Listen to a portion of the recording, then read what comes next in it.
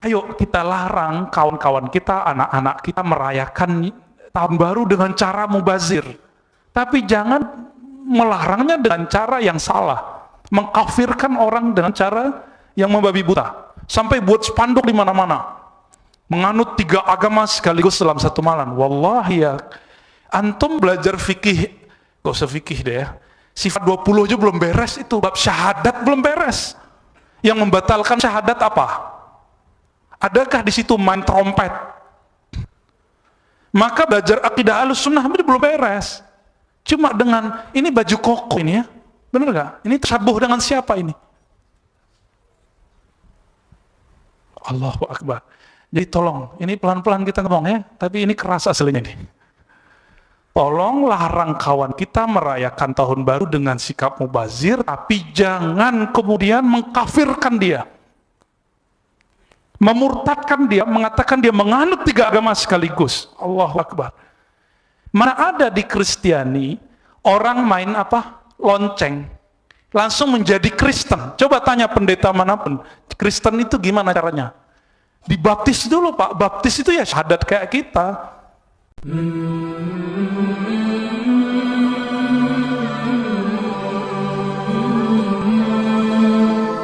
Salahkan ini, itu masuk ke wilayah akidah atau fikih?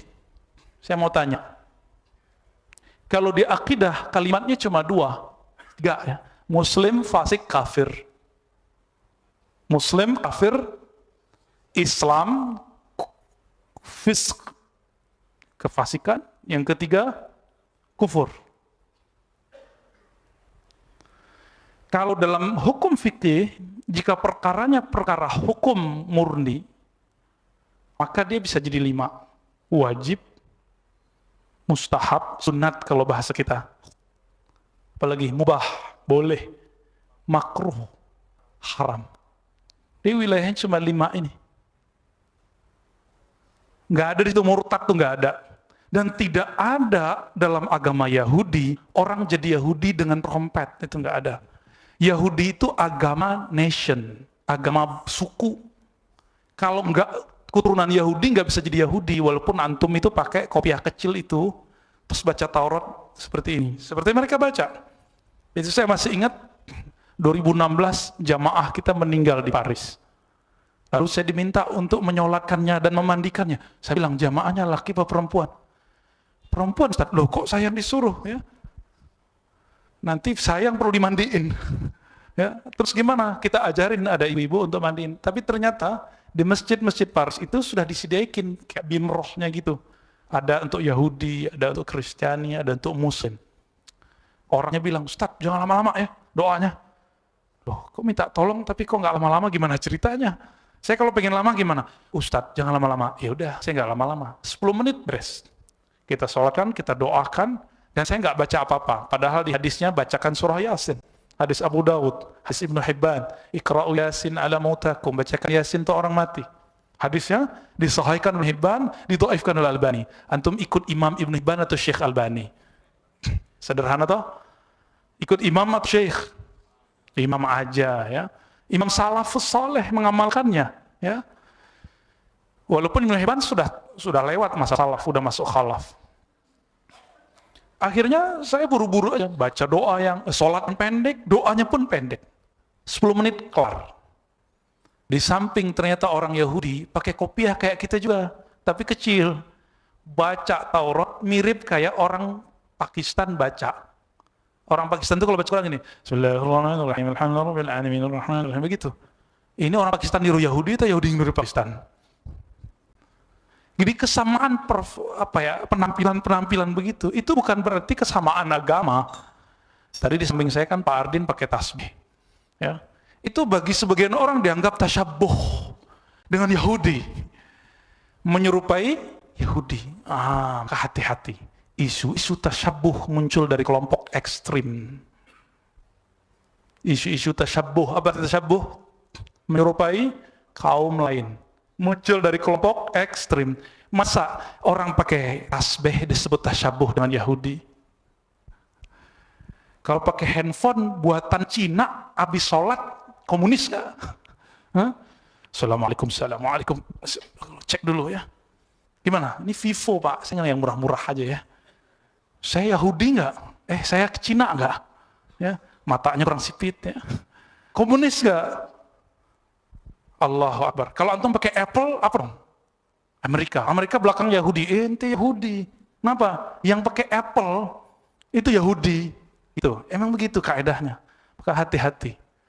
Al-aqilun, orang-orang yang berakal itu selalu Allah katakan. Apa yang Allah katakan? Fa'tabiru ya ulil absar. Maka ambillah pelajaran, pikirkanlah wahai orang-orang yang punya pandangan, punya akal pikiran. Ulil albab. Jadi, ayo kita larang kawan-kawan kita, anak-anak kita merayakan tahun baru dengan cara mubazir. Tapi jangan melarangnya dengan cara yang salah. Mengkafirkan orang dengan cara yang membabi buta. Sampai buat spanduk di mana-mana. Menganut 3 agama sekaligus dalam satu malam. Wallahi ya, antum belajar fikih, gak usah fikih deh ya. Sifat 20 aja belum beres itu, bab syahadat belum beres. Yang membatalkan syahadat apa? Adakah di situ main trompet? Maka belajar akidah Ahlussunnah belum beres. Cuma dengan ini baju koko ini ya. Benar gak? Ini tersabuh dengan siapa ini? Allahu Akbar. Jadi tolong, ini pelan-pelan kita ngomong ya, tapi ini keras aslinya nih. Tolong larang kawan kita merayakan tahun baru dengan sikap mubazir, tapi jangan kemudian mengkafirkan dia. Memurtadkan dia, mengatakan dia menganut 3 agama sekaligus. Allahu Akbar. Mana ada di Kristiani, orang main apa? Lonceng. Langsung menjadi Kristen. Coba tanya pendeta manapun, Kristen itu gimana caranya? Dibaptis dulu Pak, baptis itu ya syahadat kayak kita. Gak ada itu begitu. Pakai tasbih jadi Yahudi. La ilaha illallah. Kalau begitu Abu Hurairah, sahabat Rasulullah, Yahudi. Berarti yang menghujat sahabat siapa dong? Syiah ente. Ya? Yang berani hujat sahabat siapa? Yang merendahkan amal sahabat siapa? Tapi ingat, cara untuk menghancurkan karakter seseorang, figur seorang ustadz, itu cukup tuduh 2 aja. Ini cara mereka. Hati-hati dengan mainan ini. Ustadz Syanu, taqiyah. Kenapa? Dia Syiah. Taqiyah itu ngerti taqiyah. Menyembunyikan Syiahnya, menampilkan Ahlussunnahnya. Ya Rob, ya, udah kena. Banyak yang kena sudah. Ulama ahli tafsir kita, Quraisy, Syiah. Dituduh Syiah. Kalau nggak Syiah, tuduhan kedua, wah ini paling enak. Oh lulusan mana? UIN. Dosen di mana? UIN. Dari mana? Ciputat. Ya sudah, liberal. Allahu Akbar. Jadi antum hati-hati dengan mainan-mainan kata-kata ini. Ini cara untuk menjatuhkan figur. Dulu Radio Rasil itu radio Ahlussunnah. Supaya orang nggak mau denger Rasil, maka si radio yang satu lagi bilang apa? Itu radio Syiah. Betul, dulu ada orang-orang Syiah yang taqiyah di situ, udah dibersihin semua, udah aman. Kalau tasyayyu' itu banyak orang kena. Tadi tasyayyu', mencintai Ali, itu banyak yang kena. Tapi kalau Syiah itu pasti Rafidhah, mencaci para sahabat, bahkan mengkafirkan para sahabat. Itu nggak mungkin. Jadi teman-teman semua, saya mengimbau, mari pergantian tahun itu diisi dengan hal yang positif. Buat pengajian kayak, tapi jangan buat sholat akhir tahun, nggak ada. Akhir tahun Masehi ada nggak? Nggak ada. Kalau doa ada buat ulama, tapi itu akhir tahun Hijriah, awal tahun Hijriah. Nggak disebutkan itu tahun Masehi, nggak disebutkan. Wallahu a'lam. Ya, kalau dibuat misalnya malam tahajud tahun baru, itu baru bid'ah. Tapi sholat tahajudnya bid'ah nggak? Eventnya kok malam tahajud doang? Itu dalam hukum fikih, jangankan itu ya. Nabi SAW memakruhkan, melarang sebagian sahabat yang mengkhususkan malam Jumat untuk qiyamul lail. Nabi maunya tiap malam qiyamul lail. Jadi mari nanti nggak usah main trompet, ya. Nggak usah main. Lagi tuh. Yang ketiga, nggak usah main begituan. Kalau ngumpul-ngumpul doang, ngopi boleh nggak? Ya boleh. Nonton bola boleh nggak? Ya nggak apa-apa. Jadi dia mirip kayak hukum-hukum yang lain, kontennya apa, maka itulah hukumnya. Gitu ya. Ini tipsnya, kalau nggak jadi ustadz nggak apa-apa. Sekarang kita kasih kuncinya. Isi perbuatannya, aktivitasnya apa, itulah hukumnya. Oke?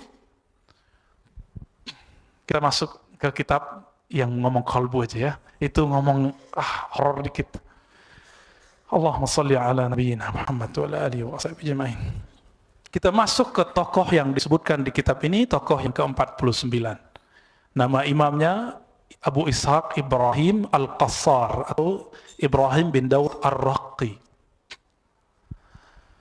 Beliau ulama Syam. Syam itu yang kita sebut Suriah, Lebanon, Palestina, Yordan. Tersebut dengan Suriah. Apa Syam ya? Syam ini mempunyai tradisi kelembutan kalbu. Maka saya punya beberapa guru dari Syam, itu kalau ngomong itu enak. Kita kayak dibuai-buai gitu. Misalnya ngomong Arabnya gini, Ayuhal ikhwah, il'alamu anna qulubakum manzuratun baina yadayillah. Nah gitu ngomongnya ya. Fa inna Allah ta'ala yanzuru ila qulubikum. Jadi gitu aja enak. Beda orang Mesir. Ya, kenceng kalau orang Mesir. Tapi orang Mesir itu lebih akrab dari orang-orang yang lain. Ya. Lain lagi dengan Saudi. Lain lagi dengan Irak. Irak ini paling kenceng ngomongnya. Itu kalau khutbah kayak perang, Pak. Nah, perbedaan-perbedaan begitu ya mirip-mirip kayak orang Padang, Batak, Toraja, Jawa. Beda kan kayak khutbahnya? Sunda, beda lagi tuh ya. Nah, teman-teman semua, imam ini berasal dari Syam dan pernah menjadi orang yang sama-sama berguru bersama imam yang sering kita kenal, Imam Al-Junaid, ya, Al-Junaid Al-Baghdadi, disebut Imam At-Ta'ifah, Sayyid At-Ta'ifah, imam pemimpin sufi, ulama salafus saleh, wafat tahun 297 Hijriah lebih kurang. Maka sufi dari salaf, maka orang yang menghujat sufi menghujat salaf. Hati-hati ya, karena hari ini berani-berani ustaz-ustaz sekarang tuh berani-berani. Ditanya sufi, jawabnya apa? Zindiq. Berarti Imam Junaid zindiq. Pangeran Diponegoro zindiq. Sunan Gunung Jati zindiq. Sunan Ampel zindiq. Kenapa? Sufi. Ar-Razi zindiq. Kenapa? Bela sufi. Dari mana begitu kalimatnya? Terus yang dinukil qaul Imam Syafi'i yang tidak sahih bersumber dari beliau. Kata Imam Syafi'i dalam qaul yang tidak sahih, kalau kamu melihat orang dungu, falyanzur ila sufi, maka lihatlah si sufi. Saya kasih tahu di diwan Imam Syafi'i menukil qaul sufi banyak sekali. Berarti Imam Syafi'i murid orang dungu dong. Ya, ini sekarang kita mulai kencang-kencang, Pak. Ya, kenapa? Mereka kencang sama kita. Idfa' billati iya ahsan, ya. Kita membalas, menyerang kembali, mengkritis kembali dengan cara yang ahsan, betul, dengan cara yang baik, lebih ilmiah, insya Allah. Ya.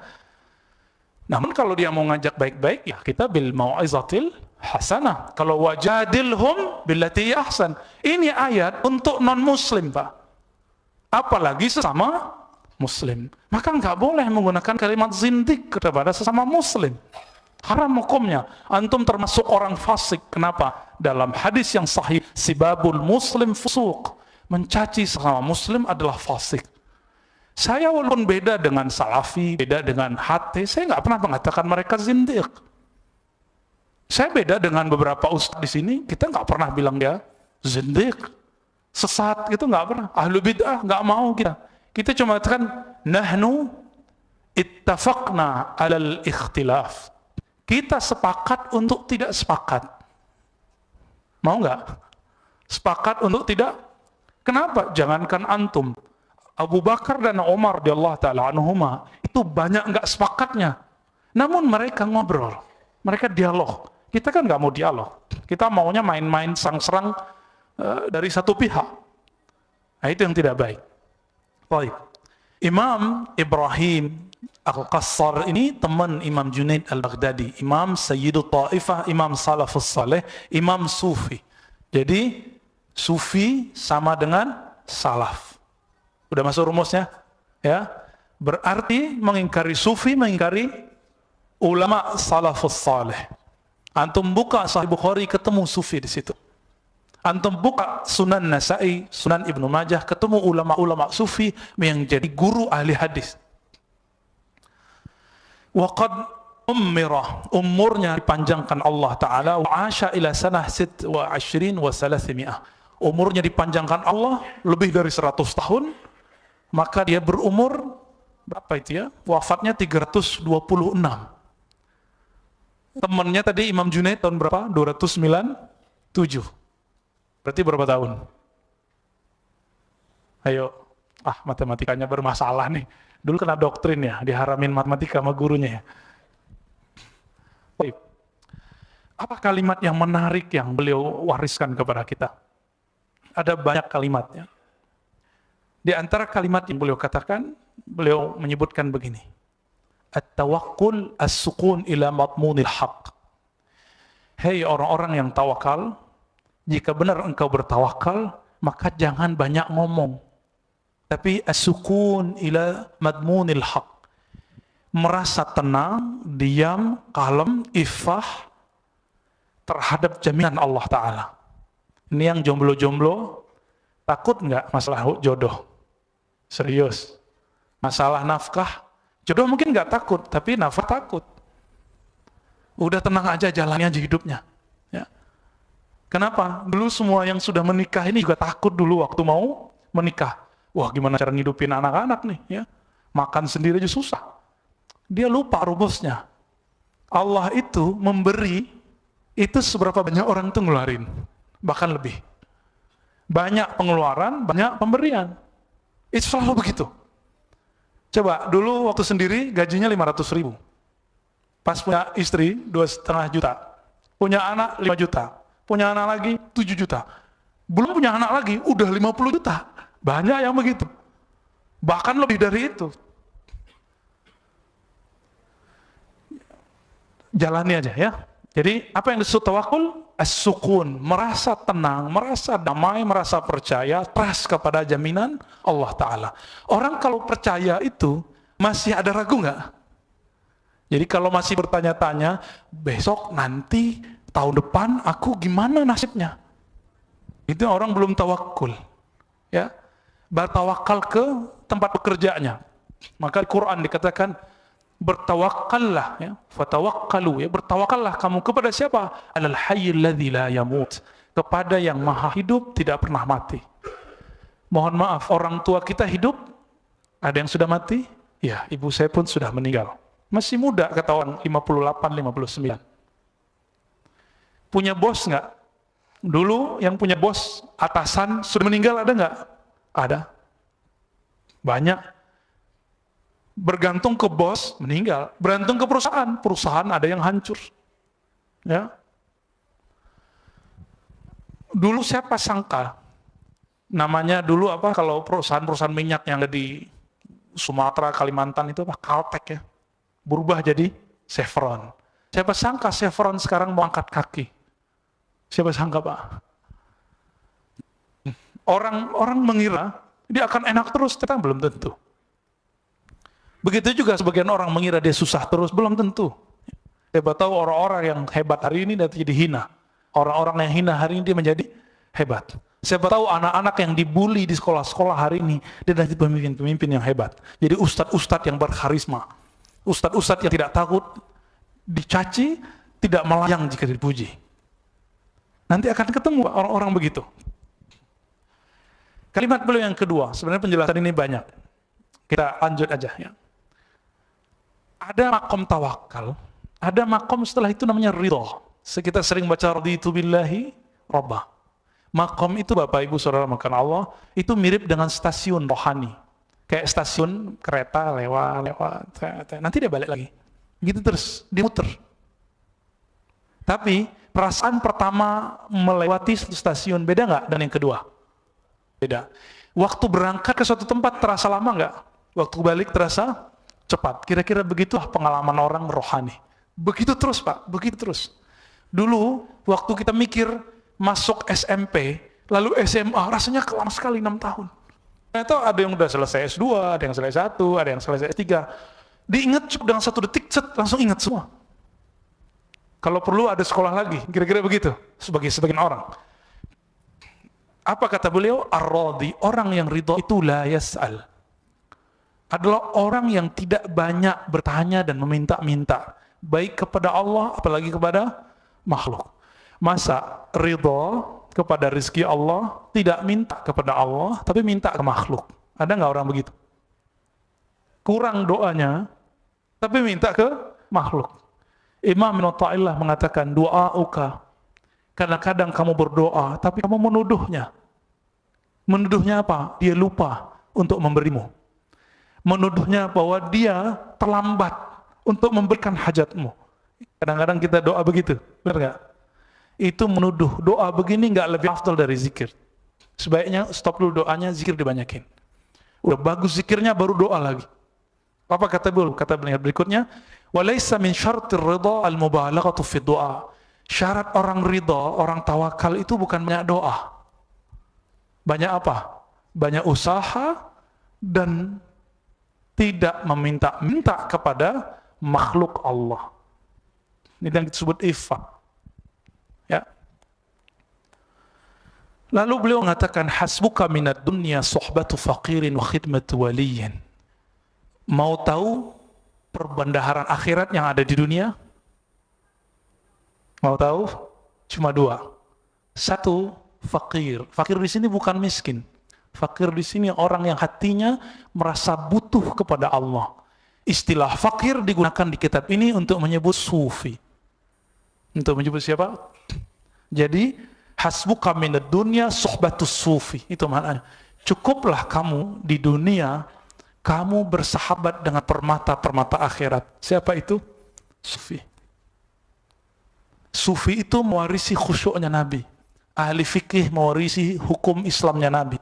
Ahli akidah mewarisi imannya Nabi. Orang yang mewarisi 3 itu semua disebut dia imam. Disebut dia imam. Kalau enggak belum nyampe imam. Ya, bro amam di depan ya. Lalu dikatakan wa khidmatu waliyin, permata kedua adalah wali-wali Allah, kekasih-kekasih Allah. Ciri-ciri kekasih apa? Ingat selalu yang dikasihinya. Maka ciri-ciri wali, kalbunya, lisannya tidak putus menyebut nama Sang Maha Kekasih, Allah Ta'ala, lalu Rasulnya Sallallahu Alaihi Wasallam, lalu pengikut Rasulnya sahabat radhiyallahu ta'ala anhum, lalu pengikut sahabatnya. Ini yang disebut menyebut sanad keilmuan. Oleh karena itu ulama salafus soleh mengatakan, zikrul salihin tanzilur rahmah. Menyebut nama guru-gurumu yang soleh yang terdahulu adalah bagian dari rahmat. Tanzilur rahmah, rahmat turun. Itu sebabnya orang-orang yang tidak mau berguru, yang gengsi berguru, rahmat kurang bercucuran dari lisannya. Wajahnya jauh dari kasih sayang. Kalimat-kalimat yang muncul dari mulutnya ini, kalimat-kalimat yang tidak mewarisi rahmatnya Rasulullah Sallallahu Alaihi Wasallam. Satu kali Rasulullah menangis ketika anaknya Ibrahim wafat. Beliau nangis. Ternyata Rasulullah itu manusia, bukan. Tapi nggak perlu bilang rembes, ya, nggak perlu bilang dia nyolong. Ya, untungnya dia sudah minta maaf ya. Kalau nggak kita debat habis-habisan. Masa Allah biarkan seorang nabi penghulu alam semesta, tapi Allah jaga seorang nabi Bani Israel bernama Nabi Musa. Dijaga nggak Nabi Musa ketika dihanyutkan? Dijaga nggak? Rembes nggak? Enggak. Enggak. Sesat nggak? Enggak. Maka mustahil seorang Nabi Muhammad itu kemudian terlantar nasibnya. Mustahil. Maka orang-orang yang mengatakan itu wajib taubat kepada Allah Ta'ala, minta maaf kepada Rasulullah. Nggak perlu minta maaf ke umat Islam. Nggak perlu minta maaf ke kita. Minta maafnya kepada Allah dan Rasulullah SAW. Dia wajib banyak salawat. Nggak kurang dari 1000 dia salawat itu. Kalau kurang dari 1000, gimana dia menebus cintanya ke Rasulullah SAW? Guru-guru kita untuk menebus emosionalnya yang tinggi, kebencian yang ada di kalbunya, dia kemudian menebusnya dengan salawat. Angka itu nggak penting, tapi untuk disiplin jadi penting. Khidmatu waliyin, maka ciri-ciri wali itu orang yang tidak luput lisannya menyebut nama Sang Maha Kekasih. Siapa itu? Allah, Allah, ya. Menyebut Asmaul Husna. Antum suka seorang perempuan, tapi yang disebut nama cewek lain. Itu namanya apa? Mendua, meniga. Apalagi tuh, menempat nggak ada ya? Adanya menempati hatimu gitu ya. Nggak ada. Jadi ketika orang mengatakan, aku cinta kamu, tapi yang ingat yang lain, maka dia pembohong. Cinta Allah, wallahi, demi Allah, cinta Allah, coba diingat, berapa banyak menyebut nama Allah setiap hari. Abu Hurairah, saya sering sebut 12.000 kali menyebut nama Allah setiap hari. Dan ditanya beliau, kenapa engkau zikir sebanyak itu? Jawaban beliau apa? Aku menyebut nama Allah, memuji Allah sebanyak nafas yang aku ambil. Kira-kira bagi dia 12.000. Kira-kira. Nggak ada Pak, kita yang sanggup begitu. Kalau ada orang hari ini sanggup zikir seperti para sahabat, kita sebut majnun, orang gila, so alim. Tapi kalau kita hidup di zaman para sahabat, kita akan bilang, sesat, orang sesat. Bentar-bentar buka handphone. Ya. Kalau buka handphone nggak zindik. Tapi kalau pakai tasbih zindik. Allah. Kebalik sudah. Saya khawatir ini yang Nabi sebut. Di akhir zaman, yusaddaku. Siapa yang yusaddaq? Al-kazib. Yusaddaq fiha al-kazib. Ketika di akhir zaman di Sunan Ibnu Majah, dibenarkan orang-orang yang bohong, dipercaya ulama yang bukan ulama, dipercaya wali yang bukan wali. Dan sebaliknya, yukazzab, ya, dibohongi, tidak dipercaya. Jika ini ulama, gak dipercaya ulama. Yang dipercaya yang bukan ulama. Orang yang udah jelas jalur hidupnya itu jalur ulama, itu gak dipercaya. Yang dipercaya yang jalur hidupnya jalur lain. Masa insinyur baca buku terus jadi ustadz? Musisi obat jadi ustadz? Ya gak apa-apa, bagus, tapi jangan ngomong hukum. Itu aja masalahnya. Karena kita untuk dapat izin berfatwa bertahun-tahun, seperti seorang dokter bertahun-tahun baru dapat izin untuk diagnosa penyakit. Jadi saya menghimbau antum yang mantan musisi, nggak ada mantan insinyur ya, dokter, apalagi filsafat, ya, apalagi pendidik yang bukan ahli hukum, ahli usuluddin, ahli syariah, udah stop ngomong hukum. Jika dakwah akhlak, dakwah motivasi. Karena dakwah tidak terbatas pada ahli hukum, tidak terbatas pada ulama, dakwah bisa pada siapapun. Kita yang bukan ustadz, kita bisa dakwah. Tapi kalau fatwa, mesti ulama. Ya, udah ngomong fatwa panas lagi. Ya. Allahumma shalli ala Nabi Muhammad. Maka permata akhirat di surga yang ada di bumi, dua tadi. Orang yang mewarisi khusyuknya Nabi, disebut kitab ini fakir. Mereka lah para sufi yang tidak putus menyebut nama Allah, merindukan Rasulullah SAW. Saya mau tanya lagi, cinta Rasulullah? Rindu Rasulullah? Rindu cewek? Rindu seseorang? Sering ingat dia nggak? Kita kalau rindu seseorang, mau jalan, ingat dia. Pakai baju, ingat ini baju yang dia suka. Mau tidur, ingat dia. Bangun tidur bukan alhamdulillahillazi, tapi dia. Oh, dia lagi. Makanya zikir orang rindu salah satunya huwa Allah. Maka zikir bukanlah bid'ah. Siapa yang mengatakan ini? Imam Ahl Sunnah, Imam Abdul Qahir Al-Baghdadi. Menulis kitab Al-Farqu Bainal Firaq. Ulama yang mewarisi ajaran salaf. Menulis kitab-kitab Ahlus Sunnah dan aliran-aliran yang berbeda dengan Ahlus Sunnah, dia tulis Al-Farqu Bainal Firaq. Kemudian Usuluddin, macam-macam kitabnya. Lalu muridnya Abul Muzaffar Al-Isfaraini nulis At-Tafsir. Ya, mereka sudah menggariskan itu. Jadi mari. Nah, di situ disebutkan ulama-ulama Ahlus Sunnah itu ada 7 macam. Nomor 7-nya disebut sufi. Maka siapa yang menghujat sufi, menghujat ulama Ahlus Sunnah. Di sini banyak yang sufi yang isi. Ya, Kiai Ahmad Shadiq, ya. Guru kita Sayyid Aqil Munawwar. Itu sufi berat itu ya. Tapi beliau basicnya bukan sufi, basicnya apa? Ahli fikih, ahli hadis, profesor di bidang itu, dan beliau kalbunya lembut sekali. Banyak lagi, ada Habib Umar ya, sini. Oh, banyak sekali. Banyak sekali. Kalau saya belum sufi, saya baru suka film. Saya belum ulama, saya baru mencintai ulama. Saya berguru ke ulama. Maka saya tahu ini ciri-ciri ulama, ini bukan ulama. Karena berguru ke ulama, bukan ke ubaru. Antum berguru ke ubarus ya. Jadi permata dunia, sufi, wali. Wali Allah. Guru kami, Syekh Hasan Hitu mengatakan, kalau ulama, misalnya ahli fikih, ahli akidah, bukan wali, siapa lagi walinya? Berarti si wali itu nggak mesti yang jalan di atas air. Nggak mesti kalau jalan duluan nyampe, nggak mesti. Kalau begitu juga nggak apa-apa. Itu disebut karamatul aulia. Tapi karamat terbagi dua. Ada karamat yang kubroh, yang tinggi, yang besar. Ada karamat yang sughra, yang kecil.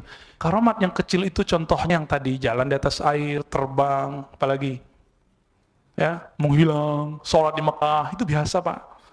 Karamat hakiki yang kubra adalah innalladzina qalu rabbunallah summa istaqamu. Karamat tertinggi adalah al-istiqamah. Sudah punya istiqamah belum? Antum punya keramat. Udah punya istiqamah? Antum keramat sudah ya. Yang udah istiqamah witir, antum punya keramat.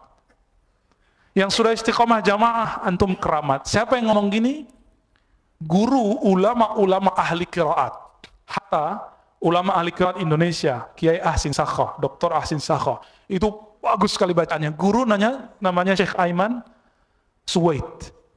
Beliau punya guru namanya Yunus Sud di Syam, sekampung dengan orang ini, pewaris-pewaris ilmu ini.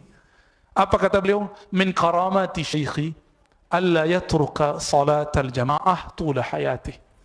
Di antara karamat guruku, dia tidak pernah meninggalkan salat jamaah sepanjang hidupnya. Safaran wala hadaran. Ya. Safir ataupun hadir, lagi jalan jauh ataupun lagi mukim. Selalu salat jamaah. Nggak mesti di masjid, kalau lagi safar bisa di jalan, di mana aja. Selalu salat Kita cuma dari Bintaro ke Ciputat sudah ninggalin salat jamaah. Benar nggak?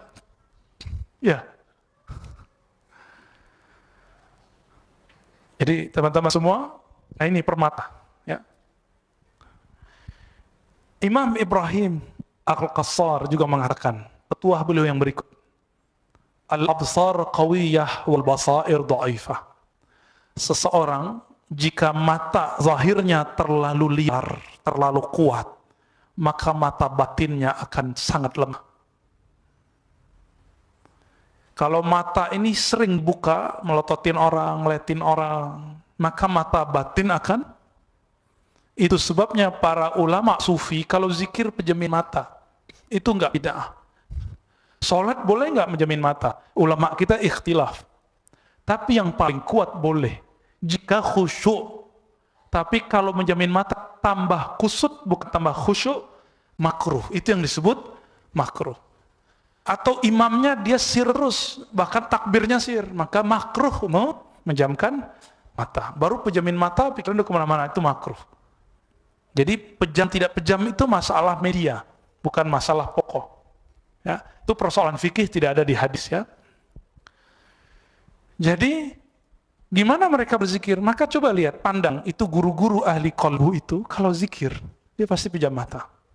Subhanallah, subhanallah, subhanallah. Kenapa pejam mata? Imam Ghazali mengatakan qalbu itu dia punya antena-antena. Salah satu yang paling kuat namanya basar. Sifat yang ada pada mata. Ketika si basar dibuka, maka si basirah, si qalbu akan tertutup. Namun kalau sudah terlatih seperti para wali dan para nabi, maka mau matanya kebuka ataupun tertutup sama. Inilah makomnya Nabi. Apa kata Nabi? Tidur mataku, wala tanamu qalbi. Tapi tidak tidur qalbuku. Pernah ngalami nggak? Pernah ngalami diangkot. Ya, denger kan? Kiri gitu ya. Nah, bukan yang itu. Bukan yang itu ya.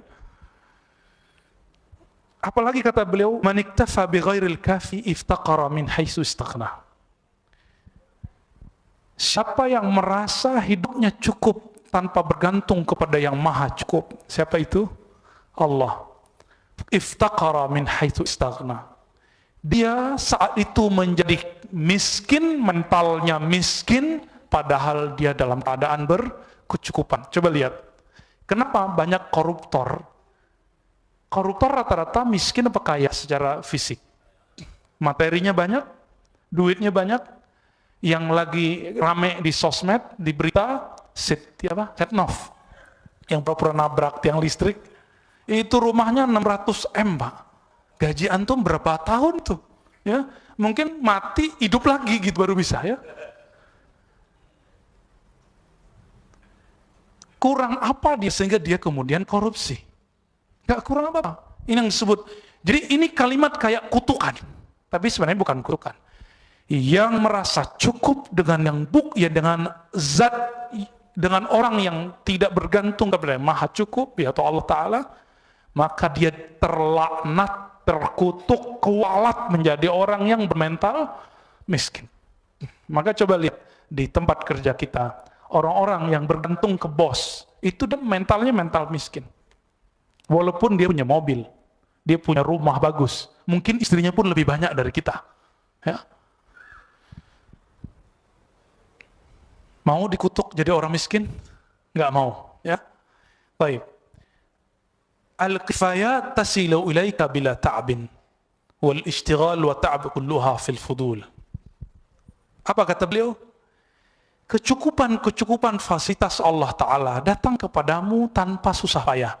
Coba, perlukah kita menghimbau oksigen? Hei oksigen datang dong, aku mau menghirup nih gitu. Perlu nggak? Nggak perlu. Tapi dia datang tanpa kita susah mengambilnya. Ada yang pernah mengalami sesak nafas? Susah nggak? Lalu dikasih oksigen murni, sejuknya bukan main, dan itu harganya mahal, 1 liternya udah sekian. Apa kata beliau? Kecukupan dari Allah telah Allah berikan kepadamu tanpa kamu capek. Tapi ingat, al-ishtighal wa ta'bu kulluha fil fudul. Justru orang akan kelelahan ketika dia mengejar kelebihan, duit yang banyak, harta yang banyak, rumah yang banyak. Benar nggak? Kita berangkat pagi, sama saya juga begitu kalau ngajar.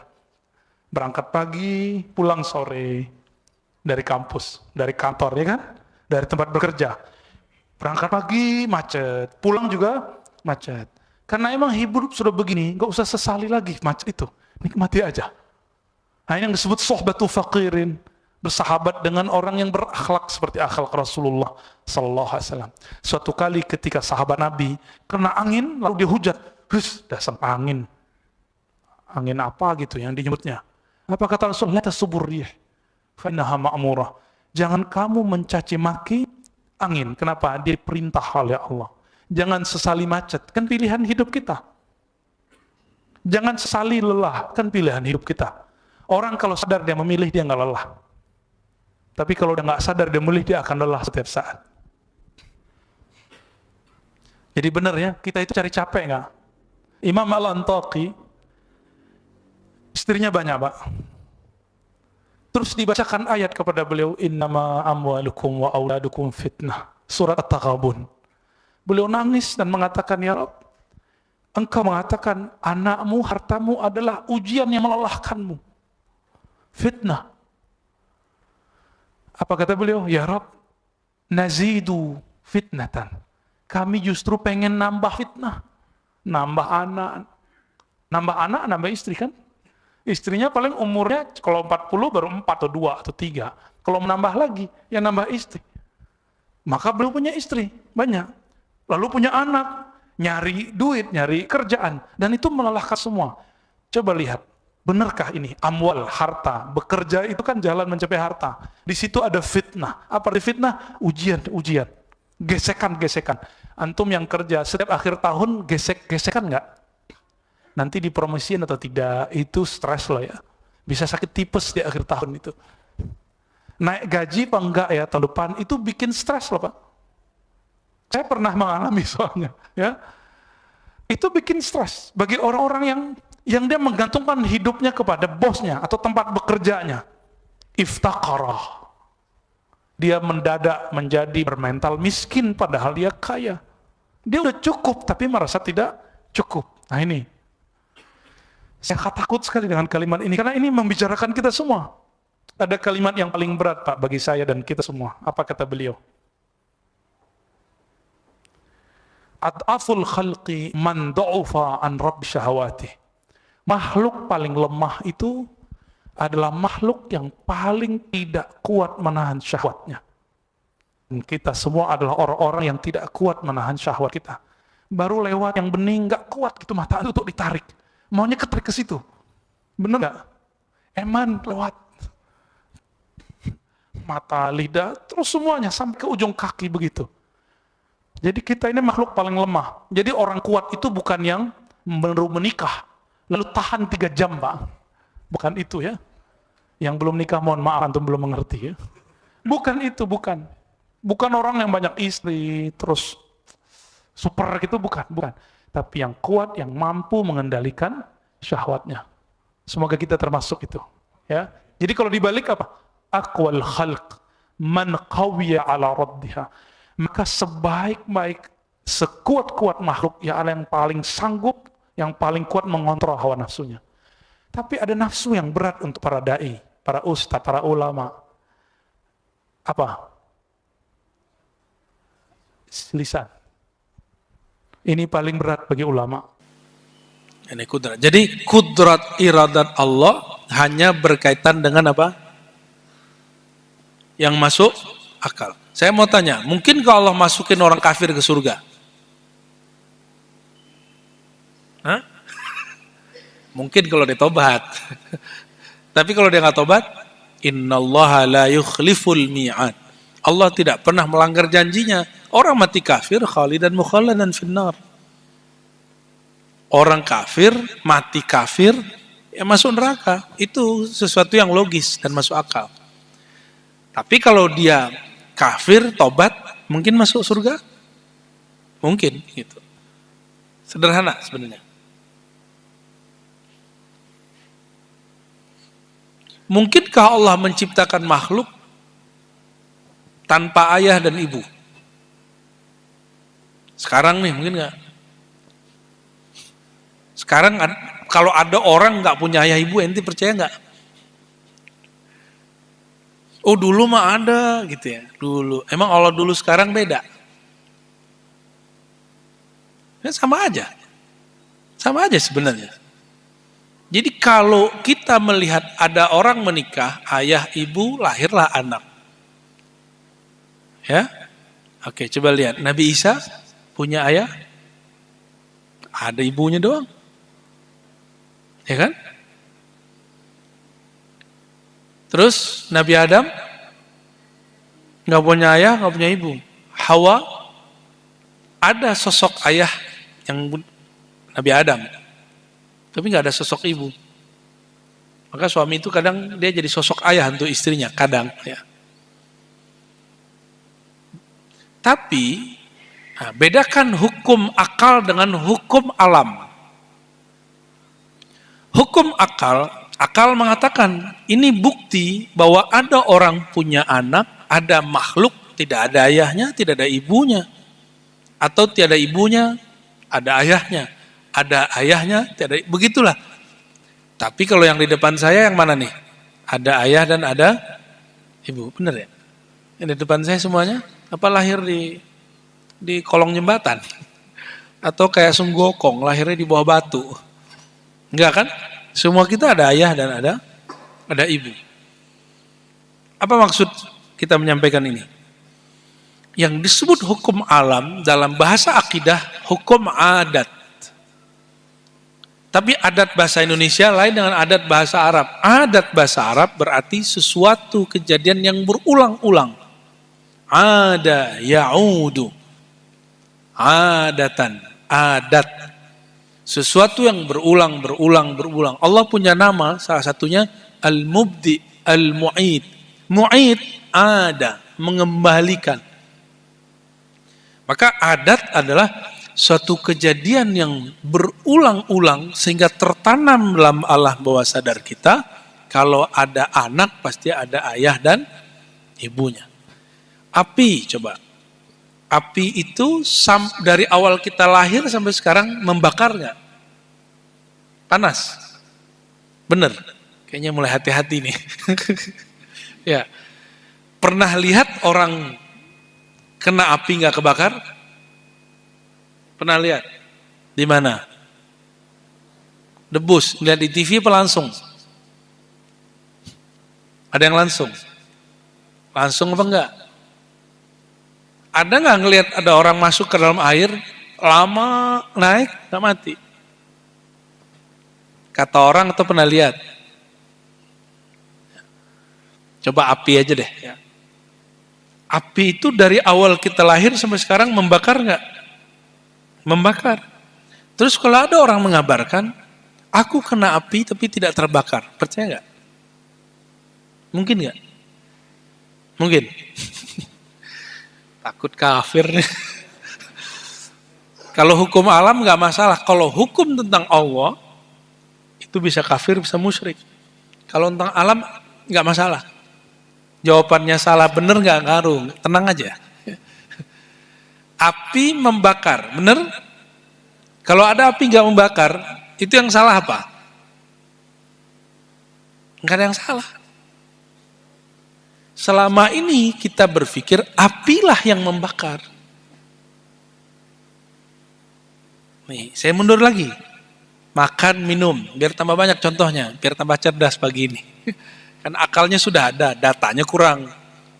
Orang cerdas itu bukan karena dia pinter, tapi karena dia sering ngolah data di pikirannya. Makan. Habis makan apa yang terjadi? Kenyang. Kalau kenyang kita bisa hidup, gitu ya. Makan, maka kita kaitkan. Ente mau hidup, makan. Mau hidup, makan. Terfikirlah oleh makhluk kebanyakan, jika mau hidup, maka makan. Tapi pernah dengar ada orang gak makan 40 hari, gak makan setahun, masih hidup? Sulit ya? Sulit terima ya? Oke, di Quran, percaya gak Quran? Ada orang hidup 309 tahun, tidur, gak makan, gak minum. Siapa? Oke, mungkin kalau Allah berbohong? Gak mungkin. Allah sedang ingin menunjukkan ada orang yang tertidur 100 tahun, ada yang tidur 309 tahun, dan dia tidak mati. Karena hayat hidup bukanlah berkait dengan makan dan minum. Hayat itu dari Allah. Cuma Allah kemudian kasih asbab. Sehingga orang mengira sebab itulah yang menyebabkan dia hidup. Oke. Tadi api membakar. Tahu-tahu di Quran muncul satu ayat, Allah berfirman kepada api. Ini ilmu yang mahal pagi ini. Wahai api, ya nar, kuni bardan wa salaman ala Ibrahim.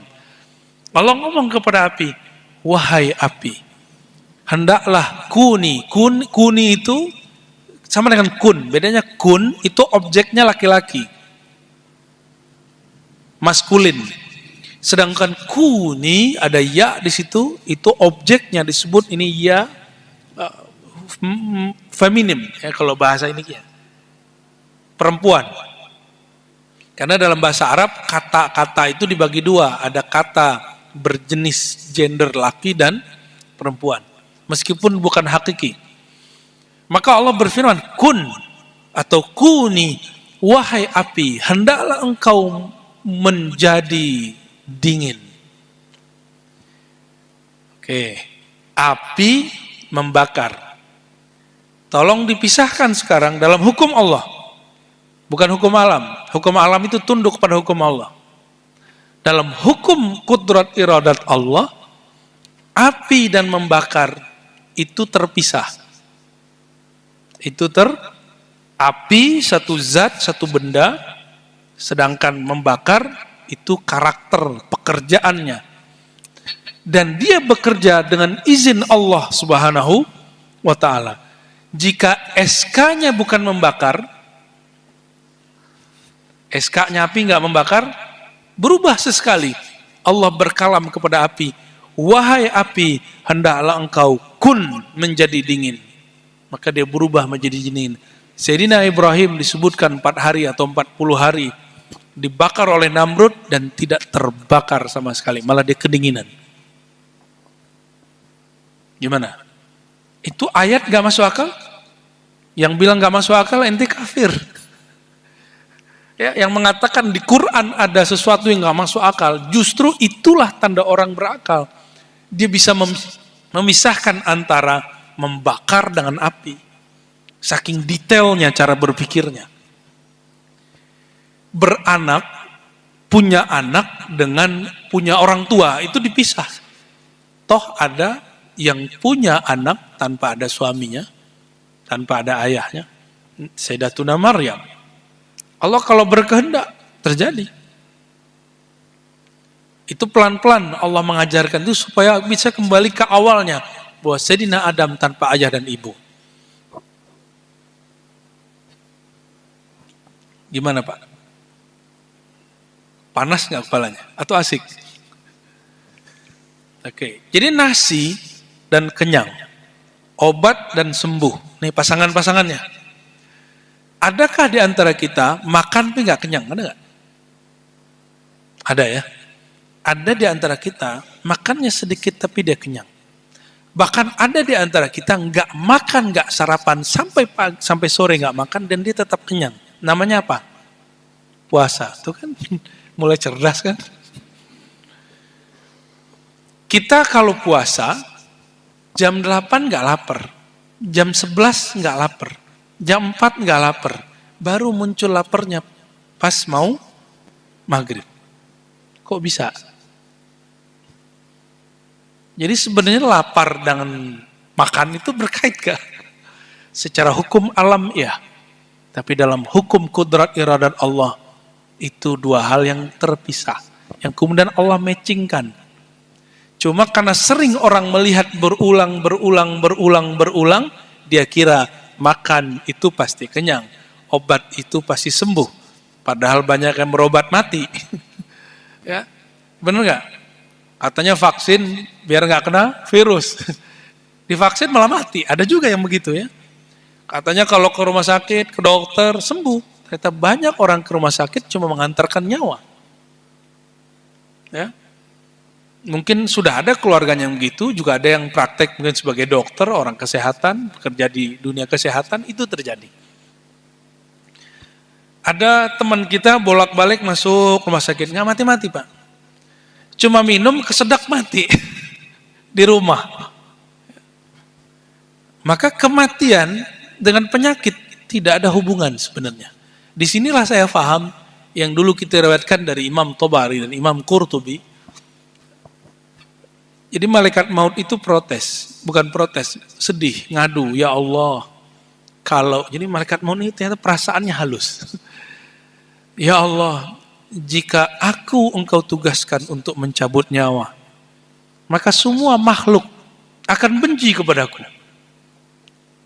Sampai orang kesel sama dokter, kesel sama obat, kesel sama yang nabrak, kesel sama yang nusuk.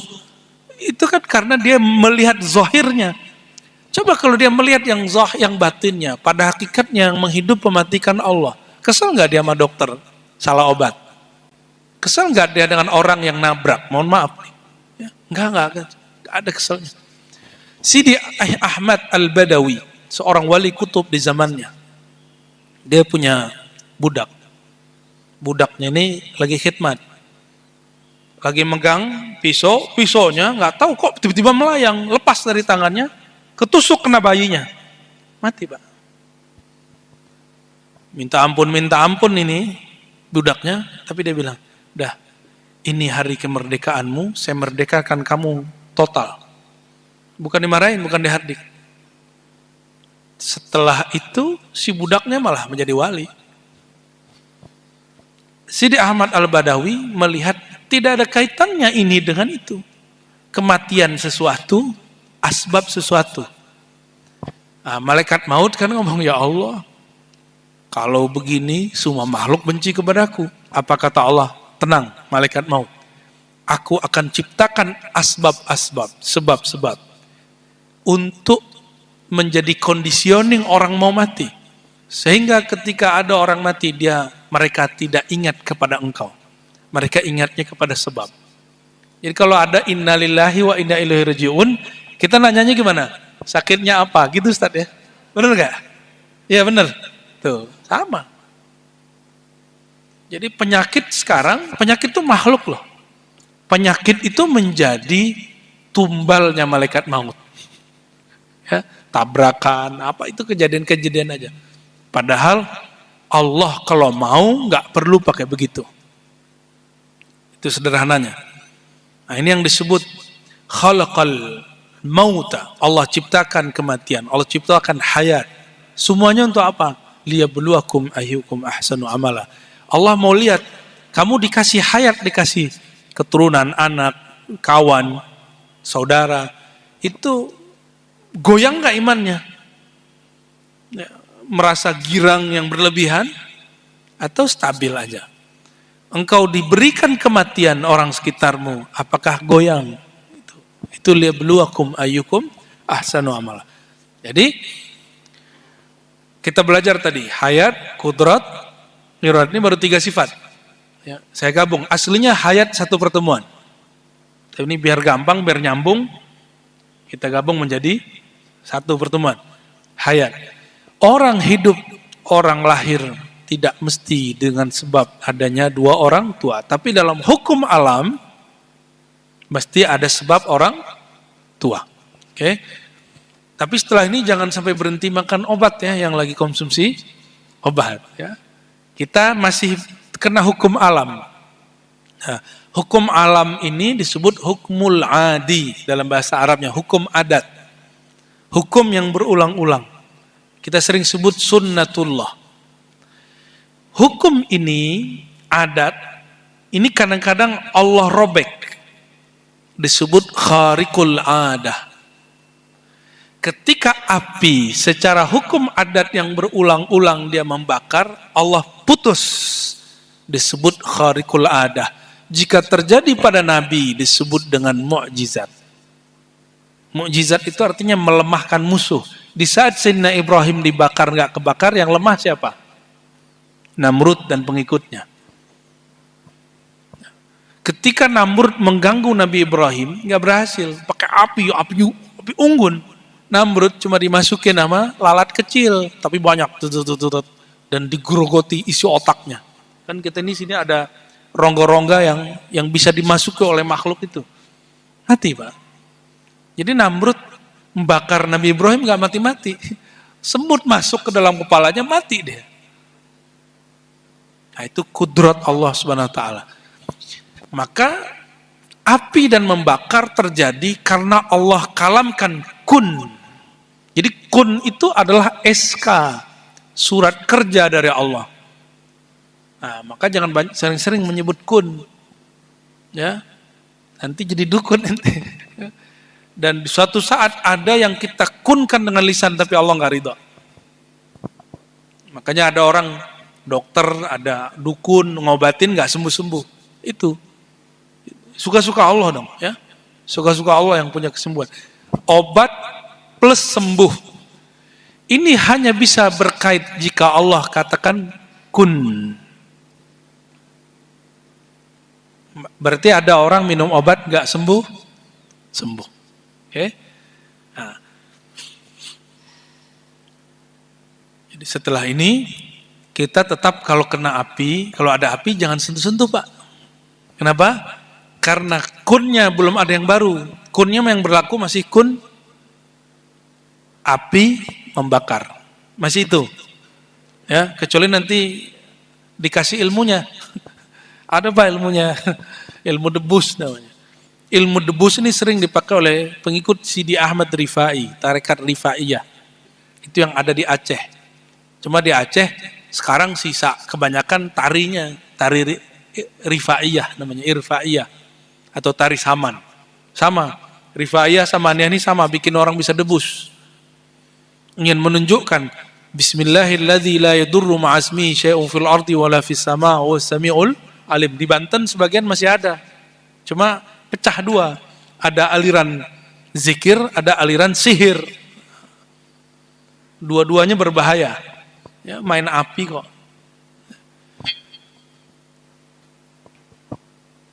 Udah deh, ngomong debus, males saya.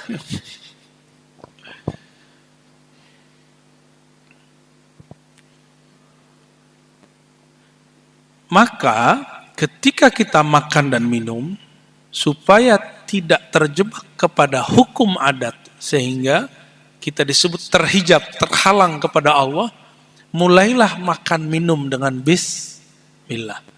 Nah, sebelum dihijab oleh makan, jadi makan kenyang. Seharusnya kan Allah memberikan kenyang. Dikasihlah penghalang antara kita dan Allah. Apa itu? Nasi. Lontong. Ini pagi ini apa, Bu? Bakso tuh kan. Bakso. Apa lagi? Uduk. Ini cuma asbab aja. Asbab yang menghalangi orang memandang bahwa yang berkuasa mengenyangkan itu adalah Allah. Yang berkehendak untuk kita makan minum itu Allah. Ada orang sudah makan, tapi keluar lagi. Berarti Allah nggak berkehendak dia makan. Ada kita udah niat Pak, mau nyapa orang itu, nyalamin orang, tiba-tiba nggak bisa aja. Saya punya teman, seorang kiai, ustadz, dia sudah niat mau nyalamin muridnya si Fulan, ketika dia keluar kota. Tapi Allah belokin aja terus, ujian untuk muridnya. Ternyata si muridnya ngancam Allah. Kalau si guru ini wali Allah, pasti saya bisa salaman sama dia. Tuh ngeri gak tuh Pak? Dia punya standar yang wali itu yang bisa salaman sama dia. Berarti yang salaman sama dia wali semua tuh. Ya, itu murid kurang ajar namanya. Itu ujian buat murid. Padahal si gurunya udah pengen nyalamin. Tiba-tiba mau nyalamin, orang banyak geruduk-geruduk, gak bisa salaman. Bagi dia, itu bukan guru saya. Bukan waliullah dia. Ini si murid buat standar. Mungkin dia lebih tinggi dari gurunya. Sehingga standarnya gurunya jadi wali kalau salaman sama dia. Kalau dia wali nih pasti dia tahu nama saya. Kalau dia wali nih pasti dia tunjuk saya. Itu ngancam-ngancam Allah namanya. Ya. Jadi kita buat standar sendiri. Nah, dan banyaklah murid yang kurang ajar begitu sekarang ya. Ngancam-ngancam Allah.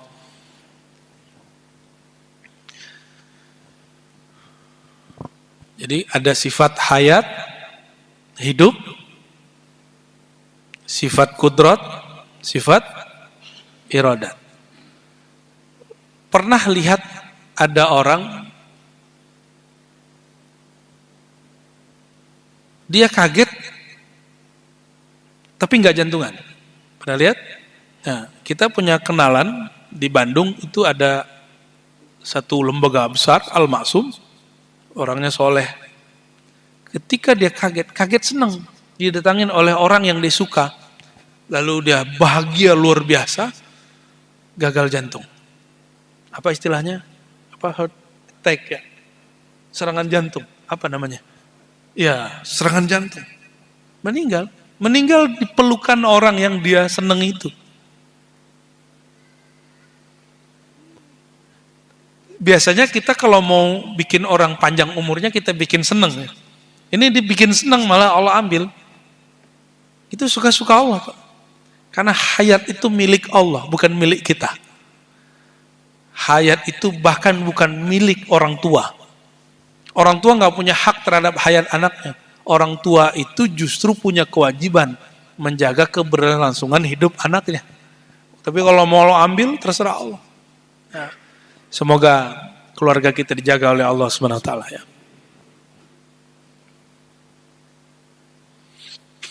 Yaitu hayat, kudrat, iradat. Maka jika ada seorang hamba, dia makan, lalu dia kenyang. Nah, di dalam bab hakikat yang ada di kolbu, coba dicoret nasinya, dicoret baksonya, dicoret obatnya, dicoret. Nah, yang dilihat Allahnya. Bismillah, baru makan. Maka nanti yang terjadi apa? Setiap kali makan muncullah rasa syukur. Nah, inilah asbab permanen orang bisa menjadi abdan syakura, hamba yang bersyukur. Kalau tidak bisa ngelewatin proses ini, maka dia tidak akan selama-lamanya dapat bersyukur. Jadi kalau makan, dia membayangkan apa? Bahwa makan ini sebab yang Allah ciptakan supaya saya langgeng hidup secara hukum alam. Seandainya asbab ini Allah ganti, mungkin. Dulu di zaman pejuang-pejuang lagi banyak berjuang di mana saja, termasuk di negeri ini, mursyid-mursyid tarekat mentalkinkan nama Allahus Samad kepada muridnya. Jadi mereka bisa masuk hutan, 3 hari 3 malam gak makan tapi masih kuat jalan. Itu bacaannya Bang. Allahus Samad. Nanti menjelang akhir zaman ini akan terjadi lagi Pak. Ketika Dajjal muncul 40 hari 40 malam, hari pertama seperti 1 tahun, kedua seperti sebulan. Bahkan hampir setiap hari itu rasanya setahun. Jadi 40 hari rasanya berapa tahun? Rasa-rasa 40 tahun. Sehingga sahabat nggak nanya makan Pak. Ini saya lihat logika sahabat luar biasa. Apa pertanyaan sahabat ketika itu terjadi? Wahai Rasulullah, apakah cukup kami sholat hanya 5 waktu? Padahal sehari rasanya setahun. Kalau kita mikirnya apa? Wahai Rasulullah, saya makan apa? Maka hari ini banyak harokah-harokah pergerakan Islam untuk menghadapi akhir zaman yang disiapin emas. Ayo kita nabung emas. Nanti uang cash nggak berlaku, yang ada uang emas. Ini orang salah konsep. Di kolbunya ada hubud dunia. Mohon maaf, ya? Mohon maaf. Antum jangan bawa-bawa agama. Ketika ingin menggolkan dinar dirham, kita juga pro dinar dirham, tapi ada caranya. Ya, dinar dirham itu tidak akan pernah muncul secara total sampai bank habis, duit kertas habis, dan itu secara sistem keuangan masih belum mungkin secara hukum alam, tapi sangat mungkin dalam hukum kudrat iradat Allah. Kapan terjadi?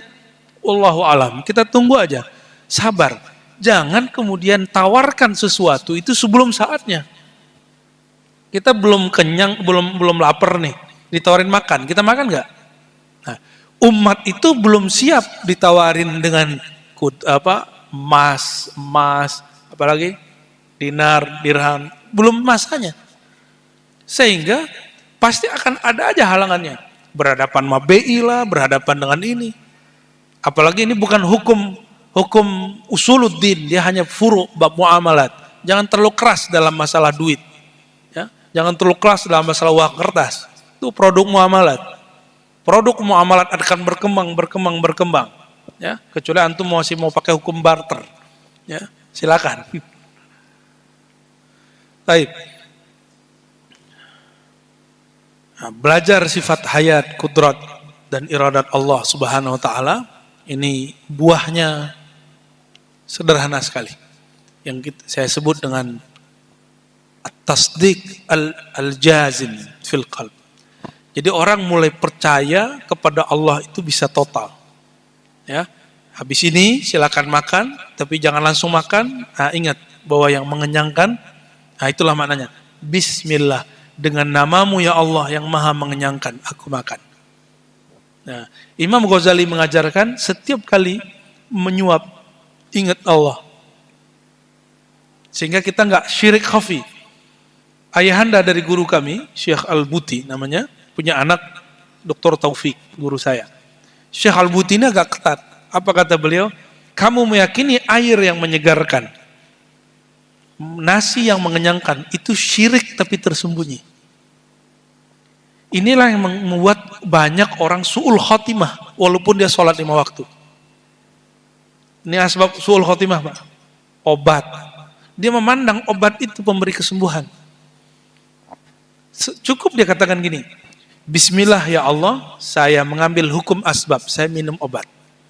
Tapi saya yakin penyembuhan darimu. Baru diminum. Seandainya tidak sembuh, dia marah gak sama Allah?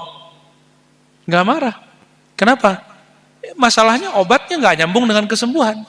Kesembuhan itu hak Allah. Sedangkan obat itu cuma cara untuk mencapai kesembuhan. Selama ini kita melihat ada orang bekerja, berangkat pagi pulang sore, bisa beli mobil, beli rumah. Bisa beli ini, beli itu, bisa jalan-jalan. Ya kan? Tapi sudah pernah lihat ada orang gak kemana-mana, rezeki nyari dia? Logika kita, duit gak dicari gak datang. Tapi dalam logika Allah Ta'ala, ada duit yang dicari, ada duit yang mencari. Ada rezeki yang mencari, ada rezeki yang dicari. Itu semuanya berputar. Di depan kita kan ada rumah sakit. Bener? Pada pengen sakit gak? Gak mau sakit kan? Tapi dokter-dokter cukup dia duduk di sana, dan ada orang datang. Udahlah sakit, bayar lagi. Ya kan? Tuh, antum nganterin duit loh ke sana. Dan dokter itu berdoa, ya Allah mudahkan rezekiku. Kalau dokter berdoa mudahkan rezekiku artinya apa? Ya Allah banyakin orang sakit. Bener. Dan itu gak masalah Pak. Oke, orang bank doanya apa? Ya Allah banyakin orang nabung sama orang utang. Ya kan? Kalau kita berdoa, Allahumma inni a'udzubika minal ajizi wal kasal. Wa a'udzubika min ghalabatid dain wa qahr rijal. Ya Allah lindungi aku dari belenggu hutang. Ya kan? Tapi orang-orang sono, orang-orang bank, dia berdoa semoga ada orang utang.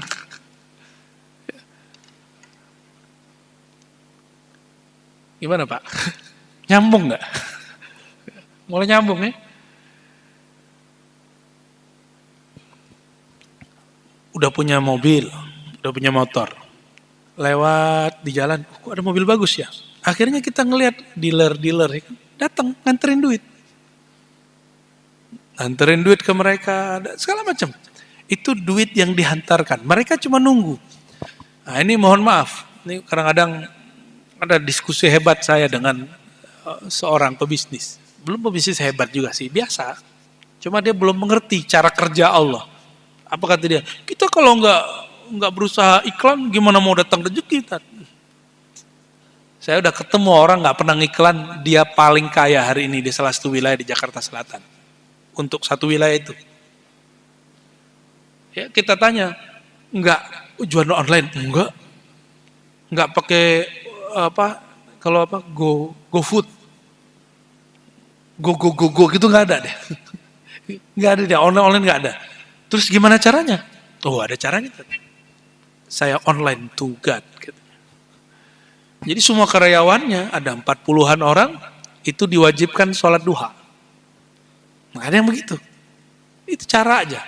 Yang penting dia buka toko, dia nunggu, lalu dia enakkan makanannya, sehingga ketika orang datang sekali, pengen datang lagi. Ini cara-cara dia aja. Ya. Dia 3 tahun, langsung bisa beli toko gede. Orang di depannya, mohon maaf, penjual kaki lima, udah 20 tahun masih begitu aja. Apa yang terjadi? Allah menghantarkan rezeki kepadanya. Dia cuma buka toko, setelah itu separuh jalan Allah yang atur. Jadi kadang-kadang kita ini jangan terlalu sok pinter ya, jangan merasa sudah hebat, lalu mengatakan, wah ini kalau nggak kerja nggak bakal banyak duit. Bukan begitu caranya. Allah jika tidak berikan kudrat iradat kepadaku untuk bekerja, nggak akan punya duit, gitu harusnya. Karena ada satu saat, kalau orang nggak sadar dalam kondisi ini, Allah akan tegur dia di saat kudrat iradatnya dicabut. Pilih mana? Menyadari Allah berkuasa di saat kita masih sehat leluasa, atau ingin menyadari Allah di saat kekuasaan itu Allah ambil. Mending disadari saat kita sehat. Nah, sadar itu ada indikatornya. Kata Nabi, ya. Pemberian terbaik adalah dari orang yang sahihun syahih. Ini kalau sudah paham bab ini ada faidah natijahnya dalam bab ruhani. Ketika kamu sahih, badanmu sehat. Syahih, kamu sedang pelit. Takhshal faqra. Kamu takut fakir dan ingin panjang umur. Di saat itu terjadi, terus kita berbagi. Itulah pemberian paling tinggi. Saya punya sahabat Brimob. Dulu kita latihan bareng. Kalau polisi di akhir bulan seret juga ya. Polisi akhir bulan seret juga, kan polisi nggak sakti juga semua kan. Nggak semuanya bisa menggandakan duit seperti Sambo ya. Itu kawan saya ini betul-betul kita lihat hidupnya sederhana, Masya Allah. Masih banyak polisi-polisi baik. Dia Jumatan. dengar khotib. Apa kata khotib? Allah berjanji satu kebaikan hasanah yudhaif akan dilipat gandakanlah Allah menjadi asyri amsalihah, menjadi 10 kali lipat. Ini si Brimob dia buka dompetnya, lihat hanya ada 20.000 untuk makan siang setelah Jumatan. Tapi yang ngomong nih khotib, baca ayat. Apa kata hatinya? Saya percaya itu ayat Allah. Lewat apa tadi itu namanya tuh? Kotak amal. Langsung dia keluarin. Bismillahirrahmanirrahim. Padahal hatinya deg-degan. Dia lagi cinta itu sama duit. Saya mau makan, syahih. Dia takut miskin, takhsyal faqr. Ntar anak saya jajan bocah, ntar 2.000 gimana? Udah masukin semua. Dimasukin semua. Habis itu dia menunggu, ya Allah, aku percaya ayat ini. Akhir bulan, masih ada 5 hari lagi lah kira-kira mau bulan baru. Apa yang terjadi? Dia keluar selesai Jumatan, mulai panik. Ya, mulai panik, ya Allah gimana? Katanya, kata khotib sih ayatnya ada. Duit udah gak ada. Untung masih ada lauk pagi tadi, maka dia pulang makan ke rumah, dia makan lauk tadi pagi. Tiba-tiba sorenya menjelang maghrib ada yang nelfon dari Pondok Indah. Mas, bisa jaga saya, rumah saya. Malam ini aja. Kebetulan dia gak ada tugas di kantornya, langsung berangkat. Pulang-pulang, Mas, makasih ya, salam tempel. Ngasihnya berapa tadi? 20. Pas buka di rumah, 700.000. Itu 10 tahun lalu. Gede gak tuh? 20 dapatnya 700. Itu berapa kali lipat? Hitung aja sendiri ya. Kalau 10 kali lipat kan 200. Itu rumus standar. Setiap satu kebaikan 10. Mau ikhlas gak ikhlas sama. Tapi kalau ada bab keyakinan di dalamnya, Allah kasih semacam reward. Nah, reward inilah yang disebut pahala. Bahasa Arabnya thawab. Thawab itu reward. Allah beri penghargaan. Jadi reward ini bukanlah balasan sebenarnya. Reward itu adalah penghargaan dari Allah karena kita mempercayainya. Cuma orang awam salah konsep. Karena seringnya, ayo sedekah rezeki banyak. Bukan begitu. Sedekah itu kita sedekah karena yang memberi rezeki perintahkan kita bersedekah. Karena antara sedekah dan 10 pahala, nah ini kan yang terjadi pada sahabat kita Ustadz Yusuf Mansur ya, semoga Allah jaga beliau ya. Ini jamaahnya salah paham, nggak tahu apa dia yang salah paham, saya nggak ngerti. Saya yakin dia nggak salah paham. Mungkin ada kesalahpahaman dari muridnya, ya. Semoga ada kesalahan dan mau memperbaiki. Memberi sekali, Allah lipat gandakan 10, 700 dan unlimited, kan begitu rumusannya. Tolong dibedakan. 10, 700 dan unlimited itu disebut dengan benefit atau bahasa Arabnya fawaid. Faidah. Faidah itu bukanlah sesuatu yang dituju. Maksud bahasa Arab atau maqasid. Yang menjadi maksud siapa? Apa tujuan kita memberi? Disebut ta'abbudi. Coba dihafalkan. Kenapa kita sholat Pak tadi? Ta'abbudi. Itu sebabnya sholat subuh kita lagi seger cuma 2 rakaat. Sholat zuhur kita capek 4 rakaat. Disebut ta'abbudi. Apa arti ta'abbudi? Kepatuhan hamba kepada Allah. Jadi saya sholat subuh tadi, saya seger. Seharusnya kita tambahnya 3 rakaat, kan begitu? Zuhur kita pindahin tuh 1 rakaatnya ke subuh, kan begitu seharusnya. Tapi nggak begitu logika beragama. Beragama itu ada namanya ta'abbudi. Ini yang mahal. Kepatuhan hamba kepada Allah. Maka saya berbagi bukan karena ingin dapat 10, 700 dan unlimited itu, tapi karena saya patuh kepada Allah dan saya cinta Rasulullah, beliau suka berbagi. Sederhananya gitu.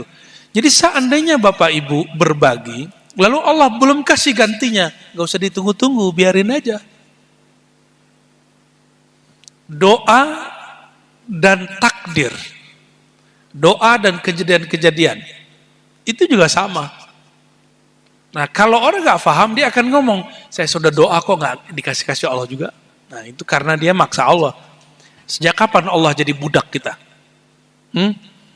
Sejak kapan Allah bisa disuruh-suruh? Ya Allah, saya pengen rezeki hari ini. Bisa nggak gitu?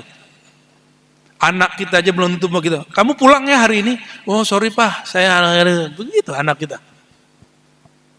Itu anak kita loh, nggak bisa disuruh-suruh. Apalagi Allah. Jadi jangan kemudian salah adab dalam berdoa. Kebanyakan kita salah adab berdoa, ngatur-ngatur Allah. Karena nggak paham bab hayat, kudrat, iradat. Nah, Bapak Ibu yang bukan Allah, semoga kajian ini bisa membuahkan kearifan dalam hati, mulai kemudian tambah kuat tauhidnya, tetap ambil asbab, tetap minum obat, tapi yang dilihat kesembuhan dari Allah, tetap makan minum, yang muncul rasa syukur kepada Allah.